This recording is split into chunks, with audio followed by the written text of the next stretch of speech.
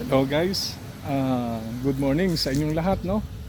So today is Sunday, April 6, 2025. So guys, kung makapapansin nyo ako guys, at wet pa yung damit ko at galing ako sa pagja-jogging, no? At hindi kami nakasimba sa ngayon, so sinamantala ko muna mag-jogging, no? At eto, katatapos lang guys.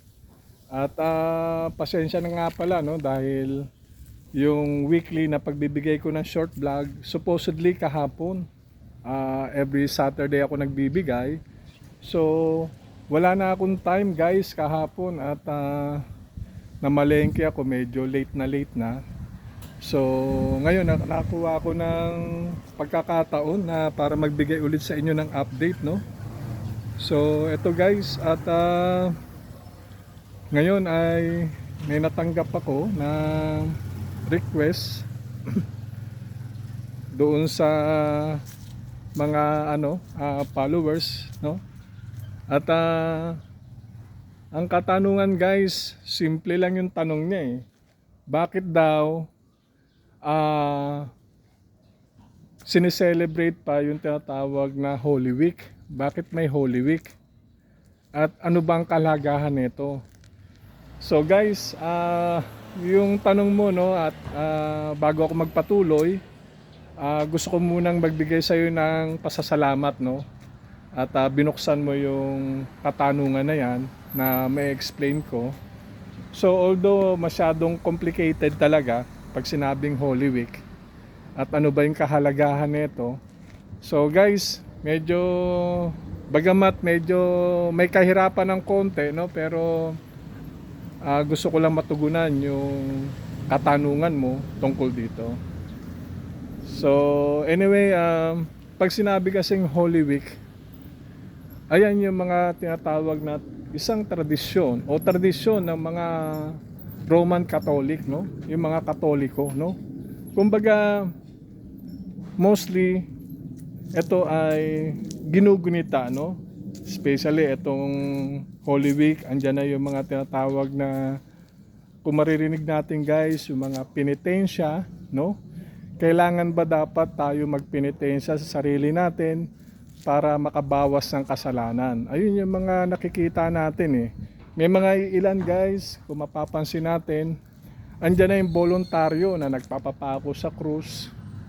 Andyan na yung mga iba na kung saan nakayapak, maglalakad, no?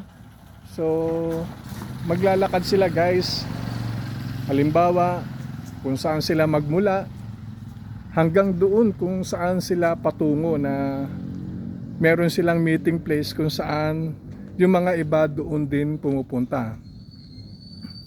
Kaya mapapansin nyo, no, minsan sa gabi pa lang andyan na yung mga iba nakayapak, may iba naman nakatsinelas, no?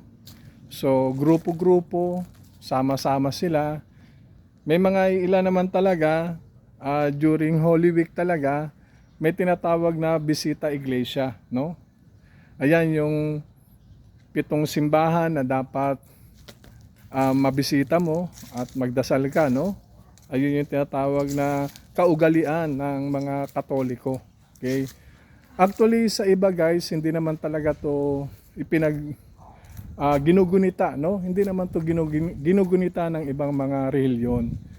Kung anumang klaseng reliyon na meron sila, kasi guys, kinakailangan marunong lang tayong gumalang, no? Igalang natin kung ano yung mga paniniwala ng bawat isa, kasi doon kasi natin maipapakita na yung respeto natin sa kanila, no?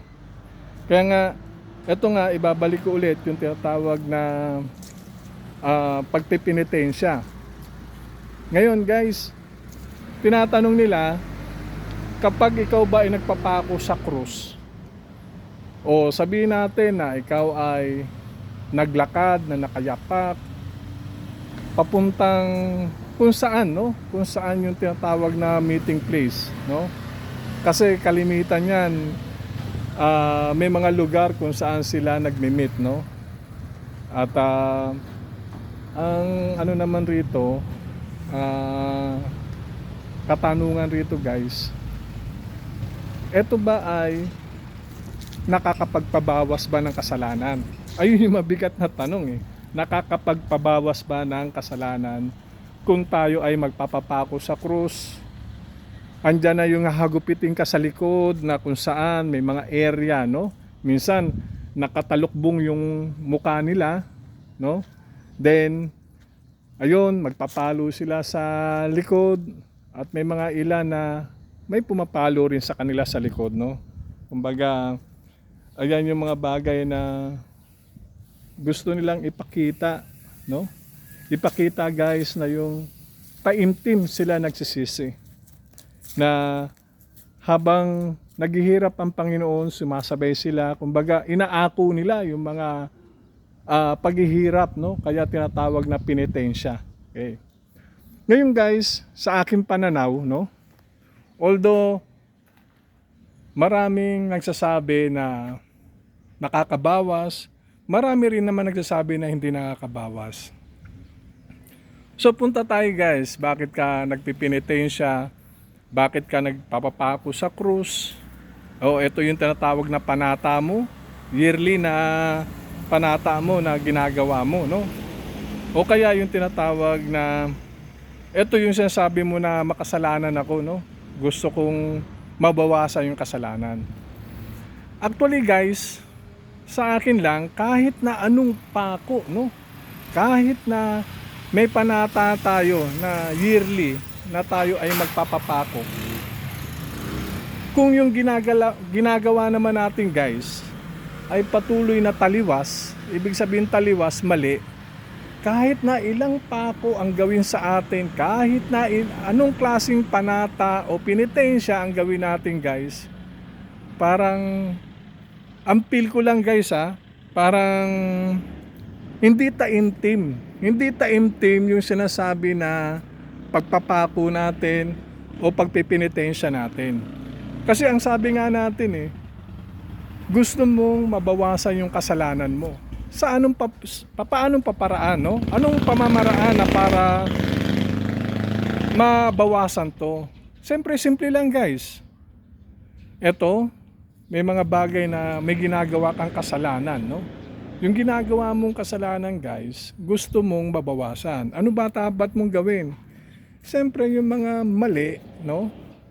Yung mga mali na ginawa natin, katulad ng mga panloloko, isang kamalian yun, no? Yung panloloko sa kapwa, isang matinding tinatawag na violence yun, no? Ngayon, para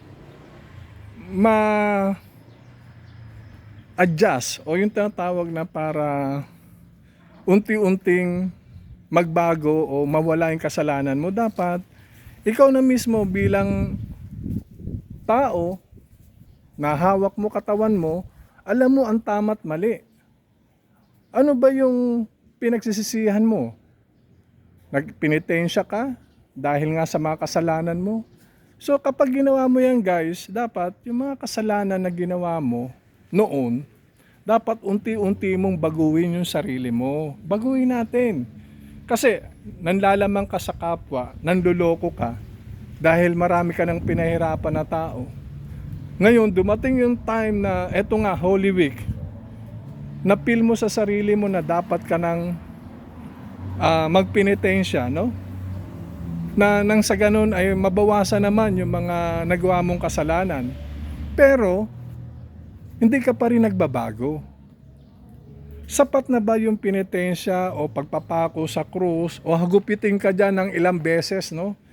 Guys, hindi Parang niloloko lang natin yung sarili natin. Kasi kapag sinabi mong magbabago ka, hindi naman definitely instant magbago ka. Hindi yon, hindi ganun kabilis. Siyempre unti-unti yan. Halimbawa, nanloko ka ng 10 tao, no? Nanloloko ka ng 10 tao sa loob ng 1 buwan. So, hindi mo naman kaagad na tatanggalin yan kasi ugali mo na yan .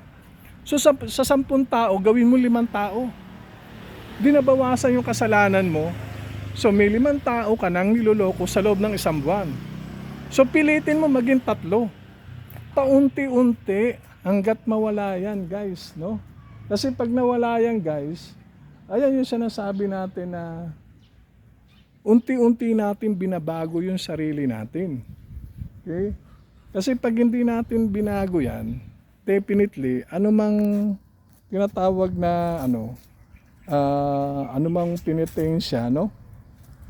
Anumang gagawin natin na pagsisisi, tapos next day, gagawa tayo ng tinatawag na kasalanan, walang effect yung tinatawag na sinasabing penitensya. Pinahirapan mo yung sarili mo, niloloko mo tao kasi nakikita ng tao kung gaano ka gumagapang sa penitensya. Halos talagang duguan yung katawan mo, ipinapakita mo yung pagsisisi mo, taimtim ka. So sumunod na araw, iba yung ginagawa mo, puro kalokohan. Ayun ba ay sinasabi na sapat na para mabawasan yung kasalanan? Hindi ako naniniwala ron. Kasi katulad ng sinabi ko sa inyo kanina, guys, no, na sa isang buwan, 10 tao ang lagi mong niloloko. Okay? Kaya nga sabi ko, hindi nga instant hindi ganun kabilis na sabihin natin na mawala yung 10 tao na niloloko mo sa loob ng isang buwan. Siyempre, guys, darating yung time na i-reduce mo kung kaya mo i-reduce. Gawin mong 5, no? 5. So malaking bagay yan, nangalahati ka, although mahirap gawin kasi nga kaugalian mo na yan Pero yung panata na sinasabi mo is yearly, ginagawa mo. Bakit hindi mo gawin na tanggalin yung mga bagay na hindi naman dapat mong gawin sa kapwa mo? No? Ayun yung guys, yung panluloko yung sinasabi ko. Okay? Kaya mo nga manloko kaya mo nga magpanata, no? Kaya mo nga tumupad sa panata mo yearly. Bakit yung panluloko natin hindi natin kayang gawin na iwaglit natin, unti-unti nating walain yan? Di ba? Kasi may mga iilan, guys, sa atin na nabubuhay dahil nga sa panluloko ng tao. Marami yan. Andyan na yung papasakayin ka, yung mga bagay na binibigay sa'yo na puro masarap sa pandinig mo, pero ayun pala binubudol-budol ka na. So ayun yun. Kaya nga walang silbi ang panata o yung Holy Week na kaugalian na ginagawa natin kung hindi naman bukal sa kalooban natin yung pagbabago. Ayun lang ang ibig kong sabihin Kaya nga maganda na sumunod dun sa tinatawag na Holy Week. Kasi nga ito yung kaugalian Ito yung sinasabi na pag dumating yan, di ba sinasabi nila bawal kang magsaya kapag patay ang Panginoon, bawal kang maglaro o magplay kung anumang bagay na gusto mong gawin na dapat sumabay ka sa pagluluksa. Parang ganun. Okay? So, ayan guys, since birth namulat ako kasi ako rin ay pure Roman Catholic ako, guys, na naniniwala ako sa ganyan. Pero yung sinasabi natin, guys, na panata o yung mga pinapahirapan natin yung sarili natin na iniisip natin doon sa pamamaraan na ganun ay mababawasan yung mga kasalanan natin, which is maaring tama, which is mali. Yung sinasabi kong mali, kahit na anong penitensya o kahit na anong hirap na gawin mo sa katawan mo, no, magpapako ka man sa krus, sabihin natin panata mo yan yearly, okay. Pero kung patuloy kang gumagawa ng kalokohan, guys, useless useless yung ginagawa mong yearly na panata. Kasi pinapakita mo sa tao yung time na ikaw ay para kang lubos na nagsisisi, talagang todo penitensya ang ginagawa mo at panay tawag mo sa pangalan ng Panginoon. Then dumating yung punto na tapos na yung Holy Week, andyan na naman yung ginagawa mong kalokohan. Ayun ba yung masasabi natin maganda? Hindi hindi yun. Kasi nga nagsisisi ka di ba?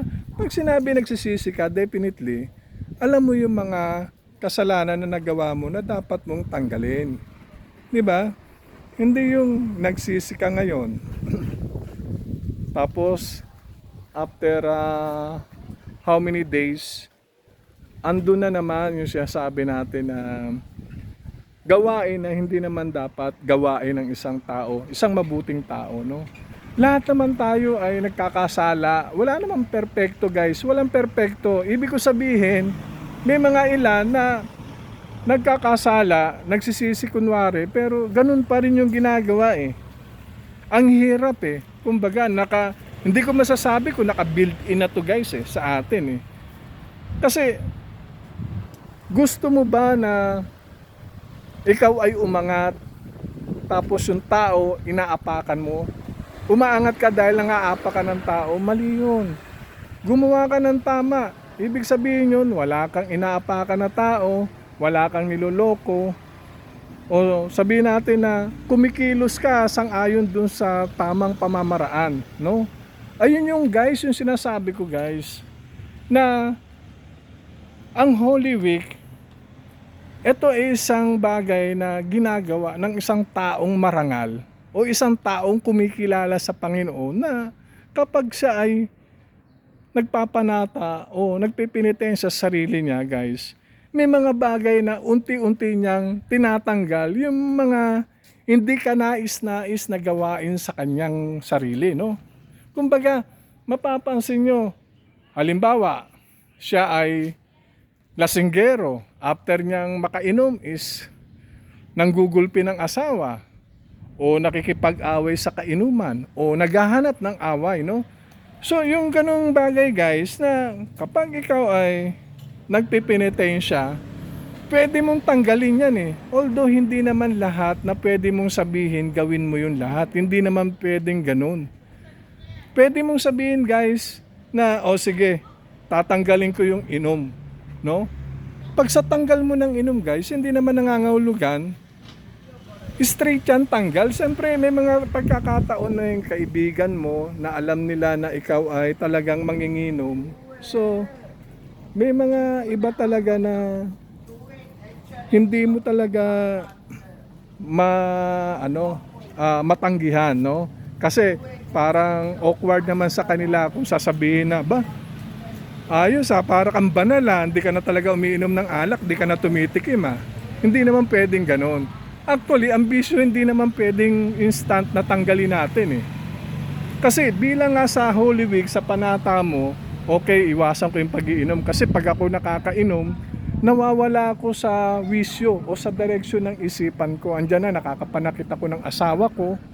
Andyan na, minsan naghahanap ako ng away kahit kapwa kainuman ko, inaaway ko. Kasi nagiging mauy ako. So, ibig sabihin yan, yung sa pag-iinom mo na sa isang linggo, actually, minsan, yung tinatawag na alcoholic, everyday. Pag hindi nakakainom, mahina. Parang vitamins nila yan eh. Subukan mo na lang sa 7 days, no, 1 week. Sabihin na lang natin na patlangan mo ng 2 araw. Siyempre, maglalaway-laway ka niyan kasi nga, hinahanap-hanap mo yung alak. Subukan mong gawin na pag nalagpasan mo 5 days, 2 days na hindi na ako umiinom. Then, gawin mo na, dagdagan mo yung 2 days mo, dagdagan mo 5 days. Ngayon, kahit na anong engganyo o kahit na anong imbitasyon o yaya ng mga kaibigan mo, no? Pre, inom tayo. Pre, birthday ni Kwan. O birthday ng inaanak mo, pre. Ano naman tayo dyan? Inom tayo mamaya. Actually, may mga bagay na pwede kang tumanggi. Hindi naman puro yes.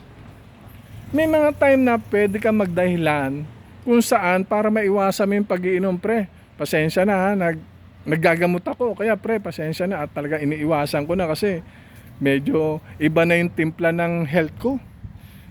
Yung dati, panay walang tigil, walang patlang yung pag-iinom ko eh. Parang ang feeling ko, hinihingal ako. Parang hindi na convenient yung sarili ko. So, sa ganung bagay, pwede mo explain eh.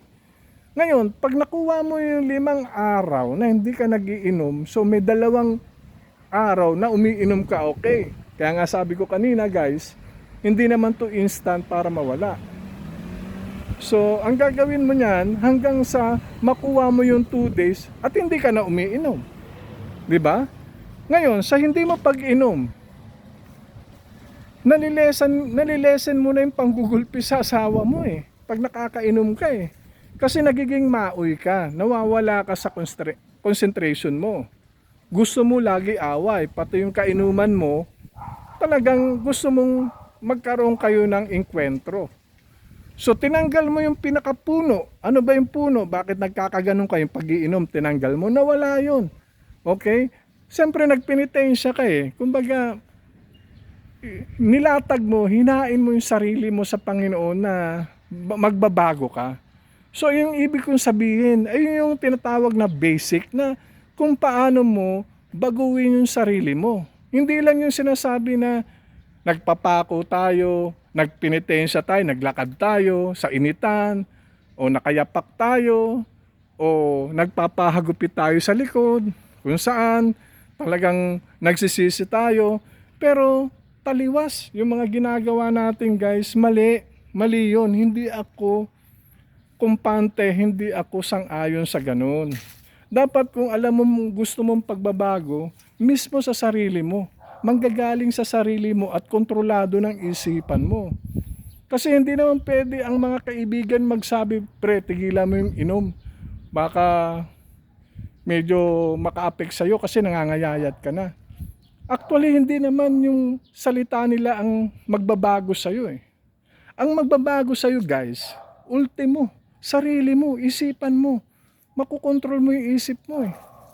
'Di ba? Ganun lang yung kasimple. Kaya kung gusto mo ng pagbabago, nasa sayo yan. Kahit na anong advice ng nakapalibot sa'yo, at kung ayaw mong tanggapin, walang mangyayari to.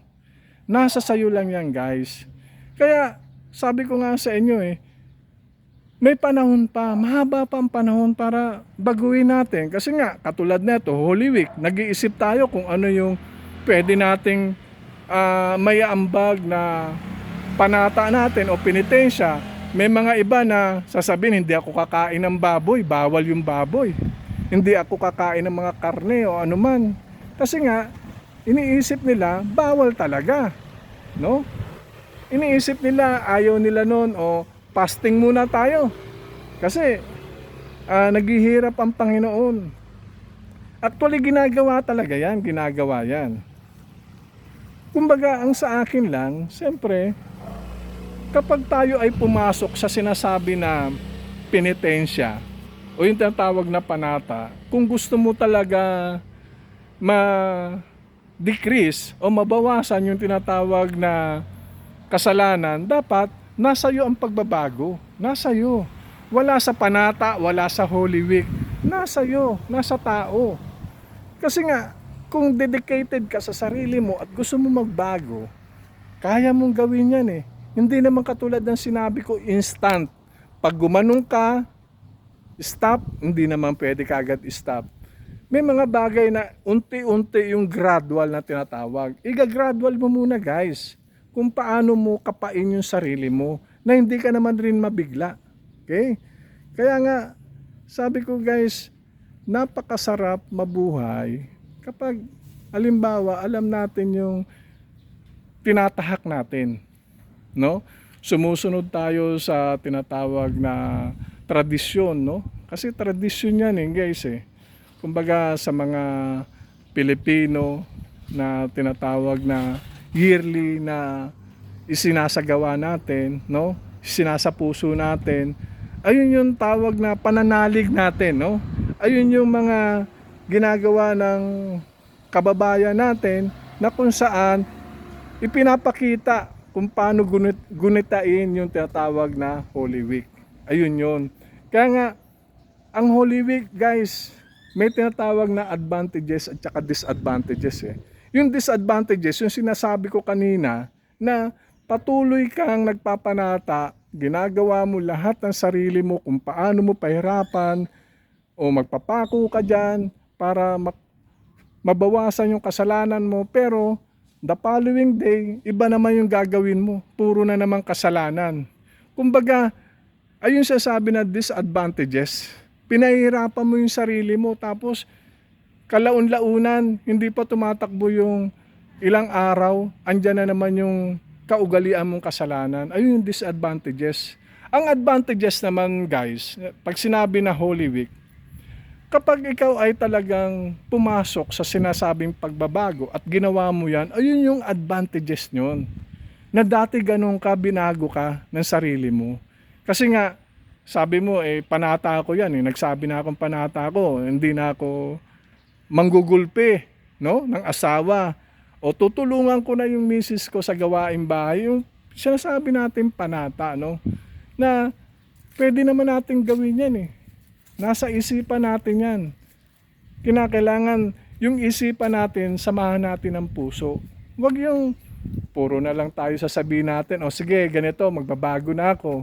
Pero kapag ikaw ay nayaya ng kaibigan mo, nako, yung pagbabago nawawala yan.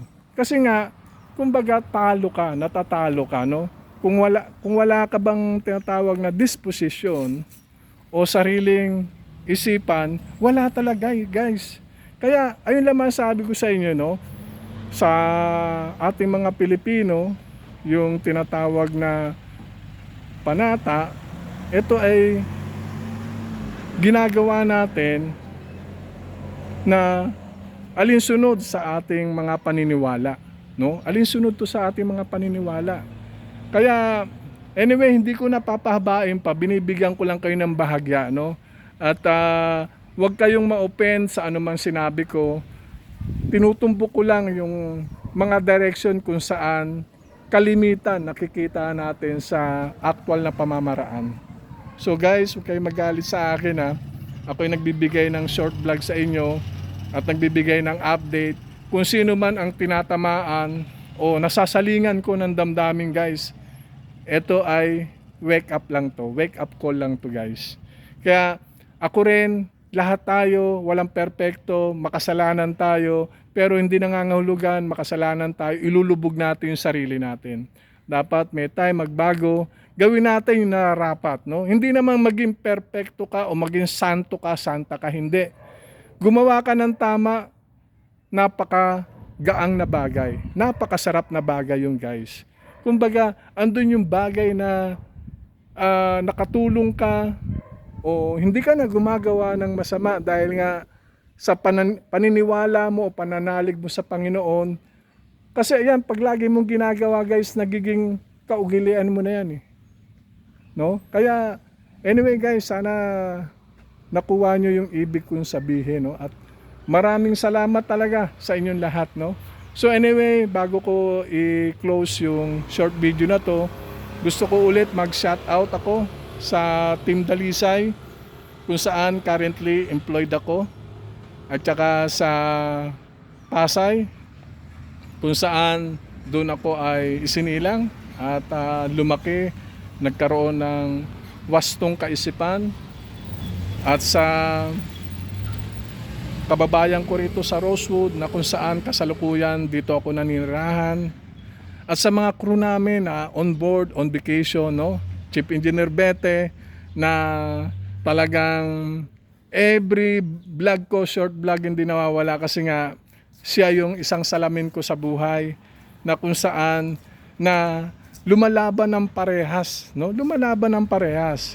Hindi naman masasabing perfecto ang isang tao. Lumalaban siya ng parehas, pinapakita niya kung ano yung tama, doon talaga siya. At kung paano tumulong, bukal sa kalooban, tutulong. Ganun talaga. Kaya Chef, kung napapanood mo itong short vlog na to, kahit na hindi ka na connected sa Dalisay, feel ko nasa Dalisay ka pa rin. Dahil sa mga ipinamalas mong kabutihan at mga tulong sa mga tao na patuloy na nagmamahal sa iyo, Chef. At hangad ko na bigyan ka pa ng mahabang buhay, maging masaya ang pamilya sa pang-araw-araw. And shout out pa rin pala ako dyan. Eto, lagi na lang ito sinasabi ko talaga yung kumpare ko. Baka sabihin nyo, favoritism, wala. Kasi doon ko kasi nakikita sa kanya, no? Yung paring Binjola ko, si Captain Binjola. Actually, pag nakabakasyon yan tinatanggal niya yung bara niya bilang isang kapitan. Kumbaga, pag kinaharap mo siya, normal na tao lang. Walang master, walang kapitan. Kumbaga, mag-uusap kayo as in normal lang. Yung level mo, ay paparisan niya eh. Walang sinasabi na, oh kapitan ako, rumispeto ka. Wala sa kanya yun. Wala ako nakikitaan yun. Kumbaga, wala. Sorry Kumbaga, walang walang angas sa buhay. No? Walang angas sa buhay. Kasi nga, sabi nga nila is, strike anywhere, kahit saan mo pakainin, kahit saan kayo mag-usap, hindi talaga nagsisino-sino ng lugar. So ayan, pre, grabe. Talagang saludo ako sa inyong dalawa ni Chief Engineer Bete. Gusto ko pre, sana maging mahaba pa rin ang karera mo, no? Para sa pamilya mo. At pre, huwag ka magsawang i-continuous yung pagtulong mo sa kapwa mo, especially on board, dun sa mga tao na kinakailangan ng gabay mo na andyan ka para sa kanila. So, saludo talaga ako sa ganyang bagay. Kaya, pre, maraming salamat. Ingat ka dyan. At kamusta sa lahat? Kala paring Lokyas, sa lahat, no? Sa mga crew on board, at hindi ko napapangalanan, no? At kamusta kayo dyan? At ingat sa biyahe. At sa mga nakabakasyon, naway maging maayos yung medical at kayo ay maisakay namin sa kani-kanilang mga assignment, no? Nang walang anumang problema. So anyway guys, maraming salamat sa pakikinig at see you on my next vlog. Bye.